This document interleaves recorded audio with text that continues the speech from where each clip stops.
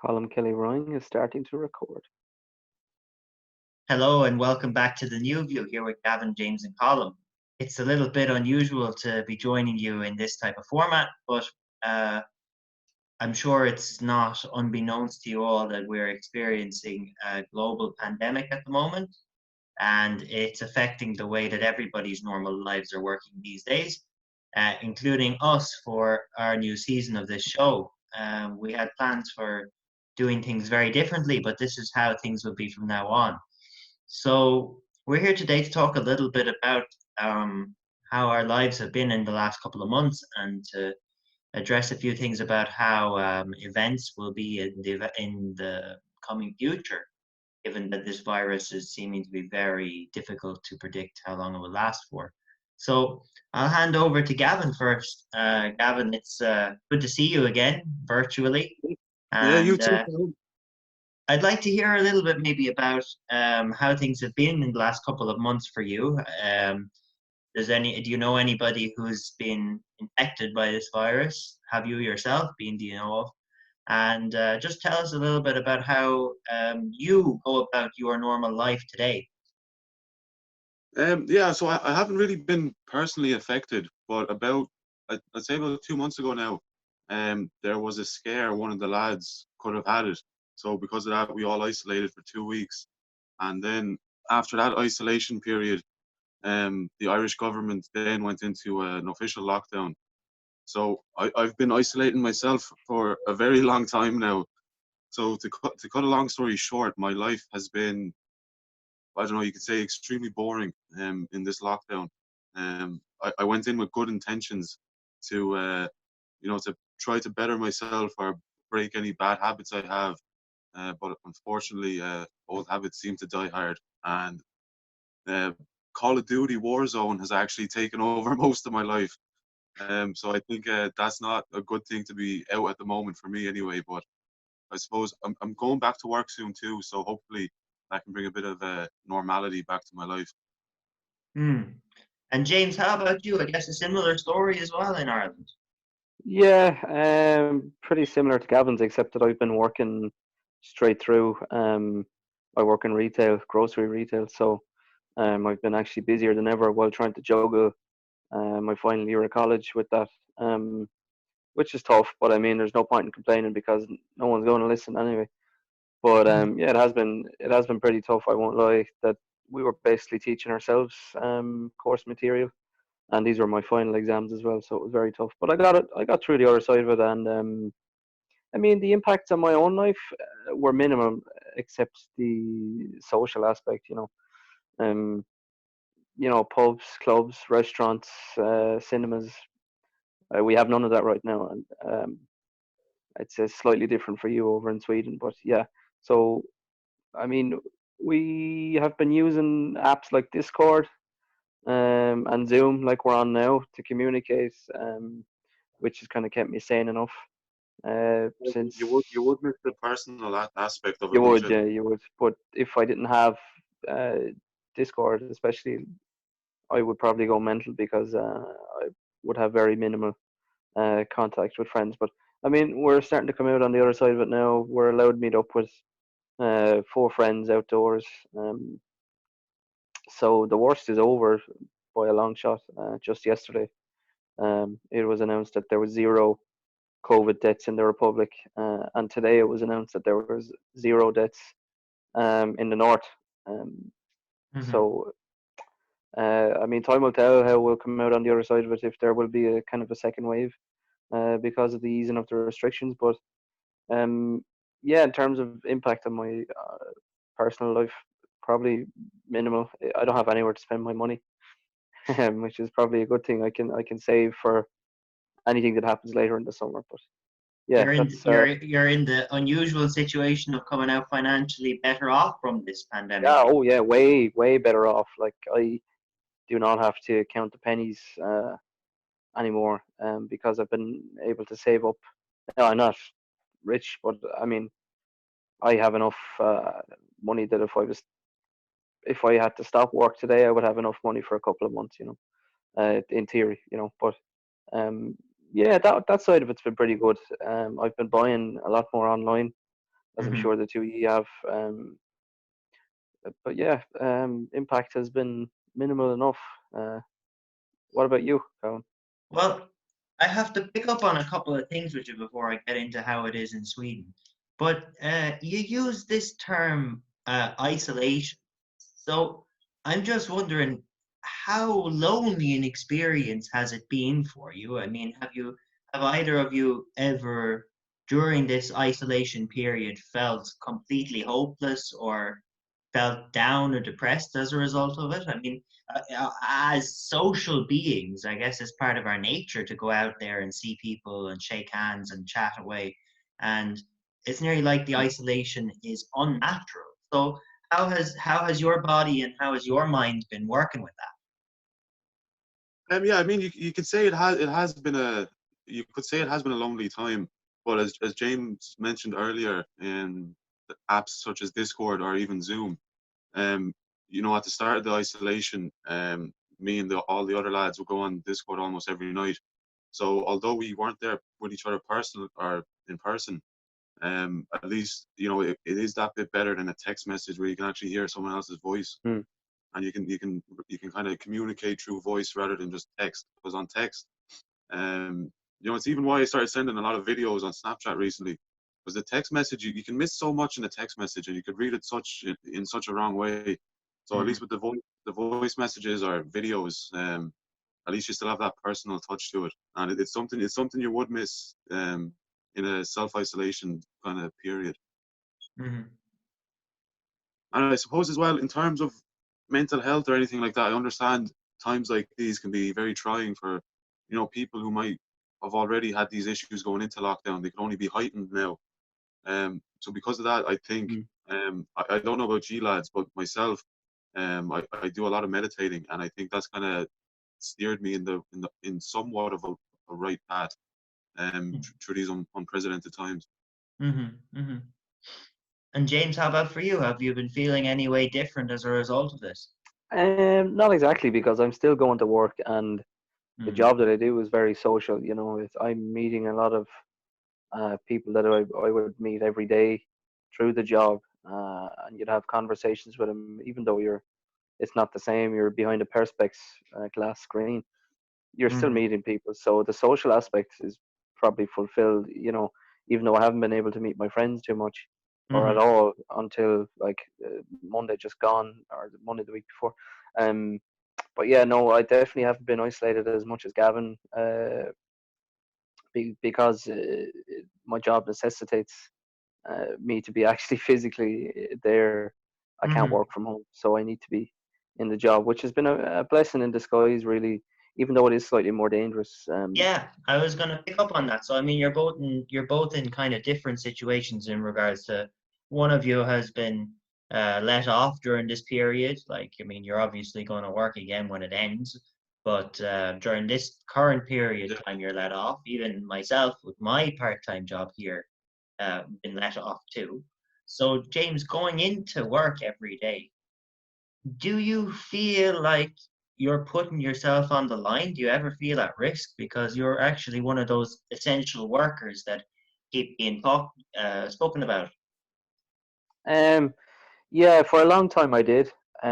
For before, like, we didn't have the perspex screens fitted until maybe early April, Mm-hmm. um, or mid-April. So we were quite behind because the actual fitters were so busy with other work in Tesco and stuff that they were putting the work to the smaller shops on the long finger, while they, did the ones that carried more money. But yeah, I guess for a while I was very nervous, and I felt that I was putting myself, not even myself, but my family at risk.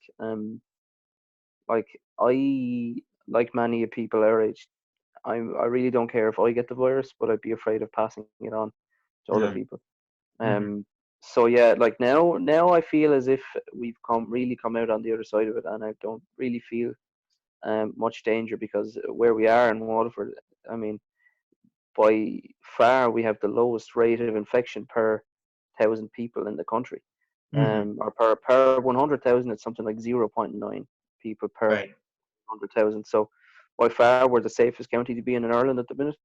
And I Mm-hmm. think for a long time I they delayed the releasing of the figures county by county, which I think was really smart because people acted as if every case was in their locality. When in fact Waterford only had around, like I'd say at the height of it, maybe 30 active cases. Uh, Mhm. I mean, it's cumulative. Like the running total is around 150 now, um, and or less than 10 of those are active cases. So Mhm. I feel a lot safer now than I did at work a month or two ago. Mhm. Um, but yeah, certainly at the early points of the whole thing, I did really feel at risk. Yeah. Mhm. And Gavin, for you, I guess one of the interesting things that I've seen a video of online emerging is these simulations in Japan and South Korea of how a virus can spread in both Yeah. restaurants and also in office spaces. So, related to your work in an office, you've spoken privately to us a little bit about going back to work soon, maybe on the cards. So, how do you feel about that? Would you feel that going into a workplace now, like an office, is safe, or do you think that maybe there needs to be some more consideration given to workers in your situation? Um, I mean, initially when work first started back, they unofficially reopened, um, without any government guidelines or anything like that. Um, and then they did get permission to open officially. So I think they were unofficially open for, I think, only just a week. But during that period, that was probably, I'd say, the height of the virus in Waterford. Mm, So for them to or for them to open unofficially was, it was definitely not a good thing for their employees. But I suppose I can kind of understand it from a business perspective. Um, Now, if I feel safe going back to work, um, mm, as James said earlier, I think we're kind of on the better side of it now. And I think me returning to work right now is okay because they are implementing, um, I know it's an office, but they're doing their best to maintain social distancing. And they've opened up new exits and entries into the building.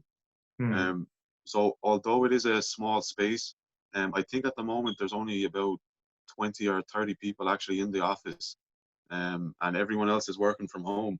But because I couldn't work from home, I've been left to my own devices for over 2.5 months now. So I think going back, even if it was still unsafe, I think because I've been out of it for so long, I'm just kind of ready to go back now. And it's just as well we're kind of on the I Mm. suppose it's just as well this is almost over. mhm, mhm.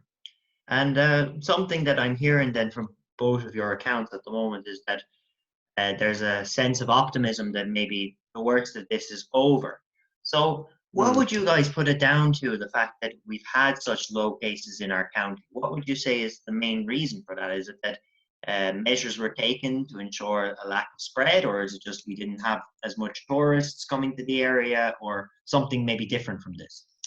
Well, there is a couple of reasons in Waterford why we've done so well. Is that testing facilities were we had two, I think three big testing facilities. So the capacity was there at one time. I know that the demand outweighed capacity for a long time, but even now, if you want a test, you could get one. Mm, But I think the main factor that you could attribute to the low cases is that the Dunmore wing is the new wing outside of University Hospital Waterford, and it's completely disconnected Mm, from the hospital, and that's where they have the coronavirus patients isolating, mhm, and all this, even the suspected patients. Uh, so they continue to use the hospital for regular hospital business while using the Dunmore wing as a they locked that down as a COVID-19 kind of crisis area, I suppose. mhm, Um, and a lot of the people within the county have said that the fact that the Dunmore wing is completely disconnected from the hospital is one of the main factors. And I think that a lot of people would have been very cautious. I know myself. I just before the lockdown, sorry, not the lockdown, the schools and the colleges were closed. I actually stopped going to college because I felt that the situation was kind of getting out of hand, and um, I didn't really feel safe going in there because at Mm, that time we had no idea how many cases were in Waterford or anywhere until weeks after that. mm, And I think that now, I think even with less than maybe 15, 10 active cases, I think that people, even in my own job, I would see still even more people in the last few days coming in with masks on. Not necessarily gloves, but uh, they would. A lot of people would be wearing masks, mm, which and they would be pretty conscious of the people around them in the shop and how far away they are. Yeah. mm. So I think we are doing really well, but complacency can result in a second wave. Now, Right. even if that is another 20, 30 cases in Waterford, it's still a hell of a lot because Mm, Waterford is a small county, just over 100,000 people living in the county. So I think complacency can be pretty disastrous, especially in highly densely populated areas like Dublin. But I don't think I would like to think that we won't experience too much of a second wave. But as you can see in like countries like South Korea and places like that, any sort of clusters that occurred were nipped in the bud and they were dealt with at the source. that's right. Um, so I would be optimistic that we are out on the other side of it and that Waterford can continue to be uh, an example for the rest of the counties because it would be a pretty densely populated urban area. Now, Mm, obviously, we do have a lot of rural areas. Being a rural area myself, but for the densely populated areas, I was actually really surprised that, I mean, Waterford being the fourth, fifth biggest city in Ireland, I was surprised to see us right down at the bottom of the list for cases. mm. And so then to avoid a second wave of this virus emerging in Ireland, just to hear from you guys, what kind of steps do you think need to be taken to avoid such a chaotic situation, devastating situation occurring again? I mean, do you think that, for example, there would have to be measures taken like border controls to stop people entering? Or do you think that it's enough to allow travel to occur, but that people have to follow certain guidelines like your social distancing or your wearing of masks or whatever? I'd be interested to hear what you would say about that. I mean, we even here in Tramore, when the Irish government lifted the restrictions there last Monday, prior to that, the prom in Tramore was closed due to, obviously concerns over social distancing and being full of clusters of people, especially with the nice weather we were having. So it was kind of like one step forward, two steps back when they lifted the restrictions and then Mm, reopened the prom, because obviously when I they agree. reopened it, it was a lovely day. So because the prom was open, what did everyone do? They went down to the beach, and the place was flooded with people. Um, so look, I understand it's a lovely day. You want to get out, exercise, fair enough. But the prom being reopened, I don't understand why. It's almost like a celebration. Let's go to the beach. We're still in, like as myself and James said earlier. We do think we are on the better side of it now, but we still have to be treading with caution to a certain degree.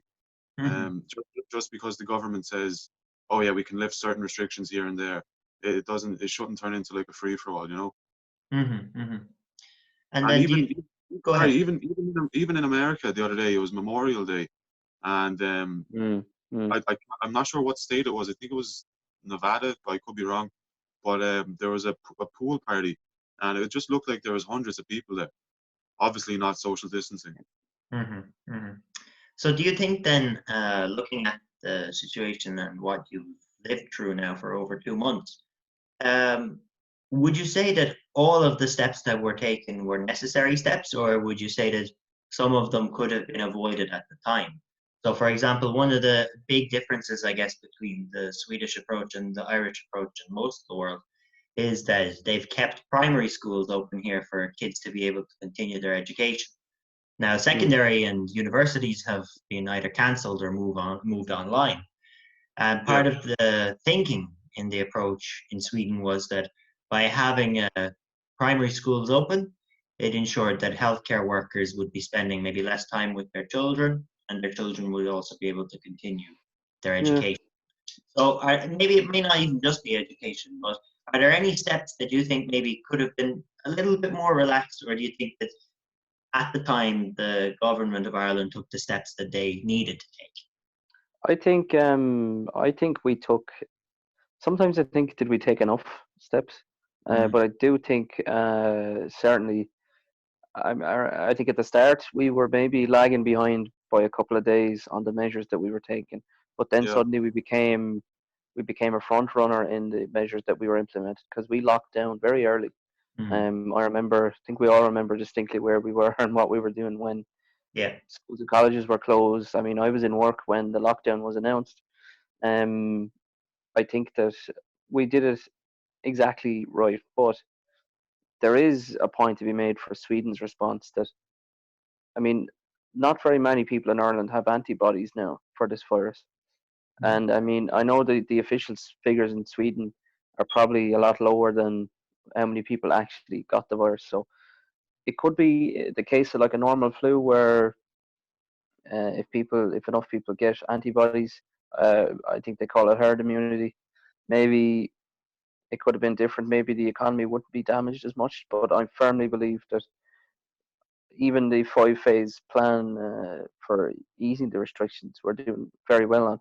But I don't think it's enough. I like in the nature of my job, we would get a lot of people that aren't from around coming out, uh, buying ice cream. People that wouldn't necessarily live around, and it actually that is the one time I feel at risk, yeah, because we don't know. I don't know where those people have been. So I think we need to see more guarded enforcement of the restrictions in any phase, be it phase one, two, three, four, or five. Um, I have noticed a lack of checkpoints around, and especially in seaside villages uh, that we're living in.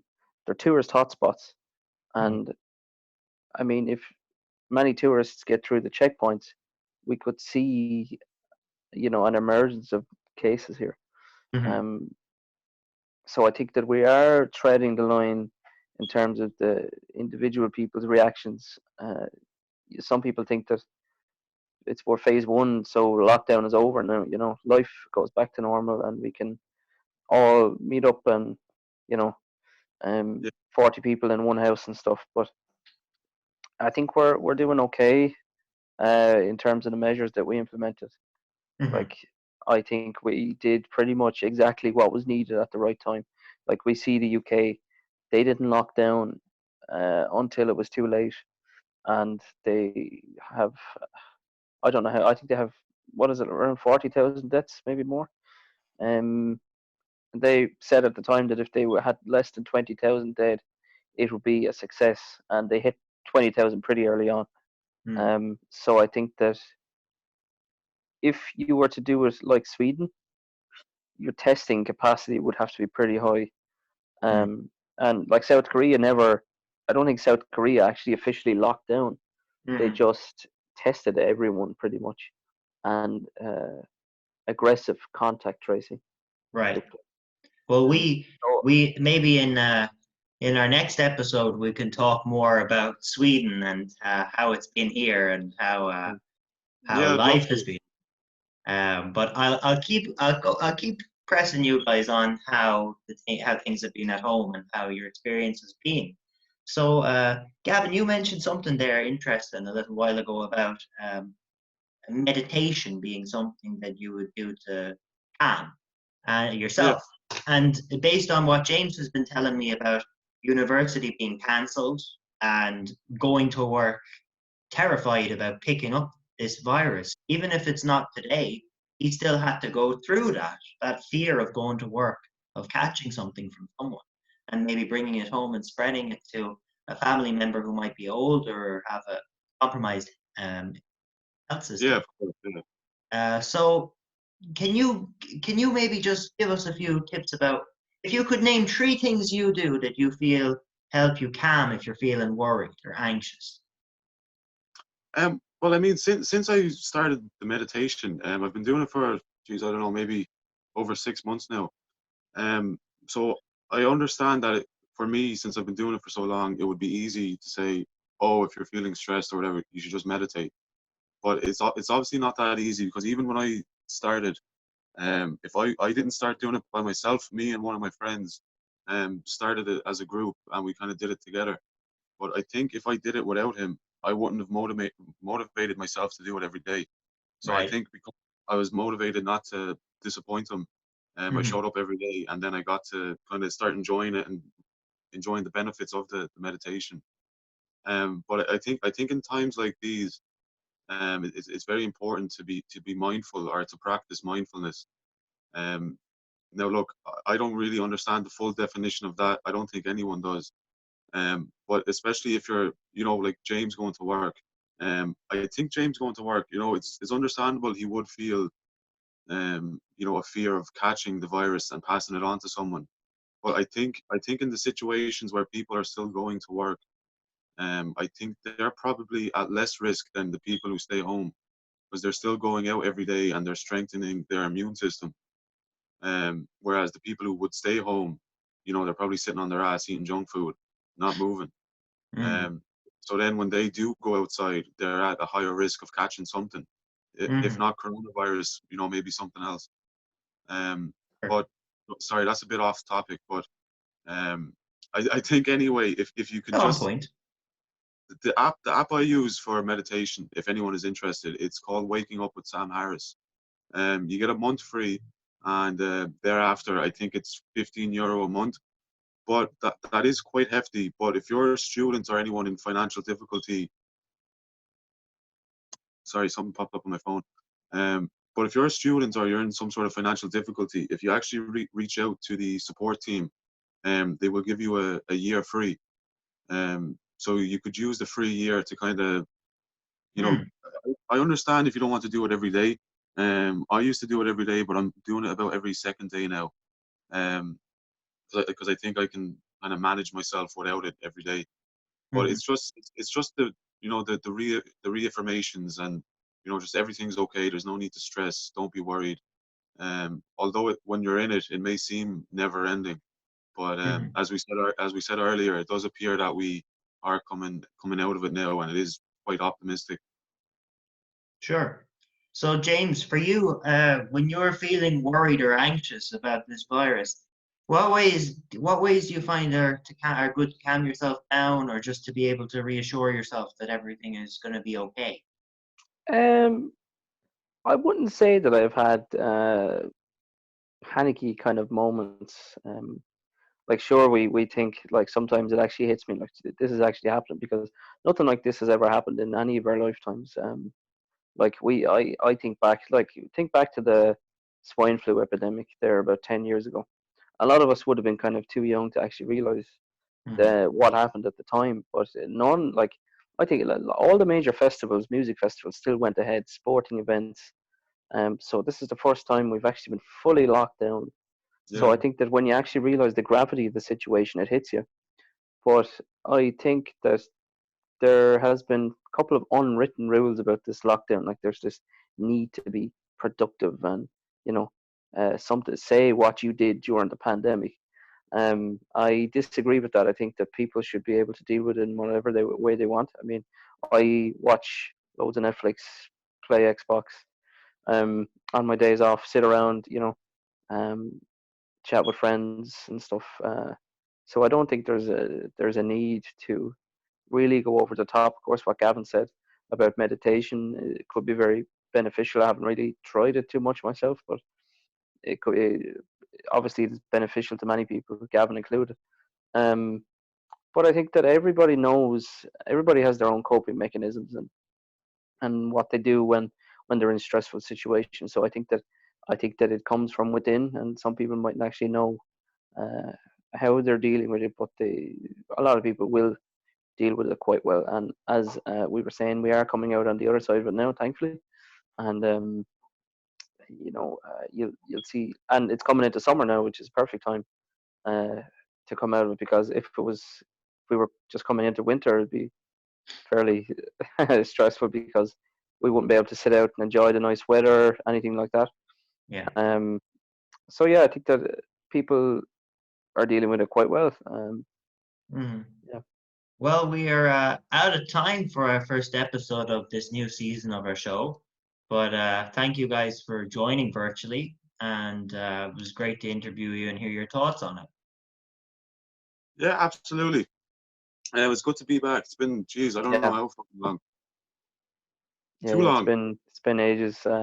Delighted to be back, and hopefully the start of many more of season 2, as you could say. Hopefully the start Exactly. of many more podcasts. So we're going to sign off for now. And thank you all for watching. And thank you for tolerating us attempting to use this new technology. And we'll see you in the next episode. So until then, take care. Sláinte.